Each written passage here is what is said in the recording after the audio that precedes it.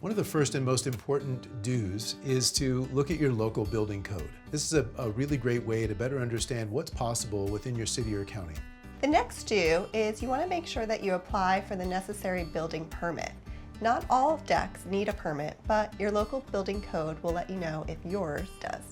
So the next do here is safety. This is a big component of all job sites that we run and operate. Protect your eyes, your ears, and your hands when installing this material. Another do is make sure you follow that installation guide that comes with your decking material. It's not just extra paper, make sure you follow it. There's crucial information to make sure your installation goes smoothly and correctly. Another important reason is your warranty will be valid if you install your deck correctly according to that installation guide. Another great do is to reach out directly to your manufacturer. They can help answer any questions that you might have during or before your installation.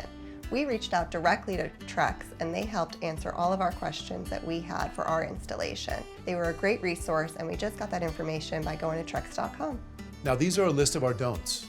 Don't remove your old deck before new materials arrive on site.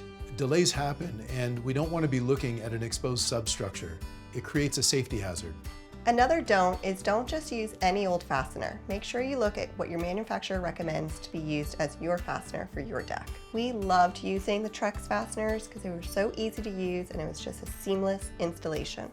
And finally, don't ever underestimate the time and energy that it takes to complete a decking project. There are always going to be things that come up in the removal of your deck. Anticipate those and ensure that you build in that time when installing your deck.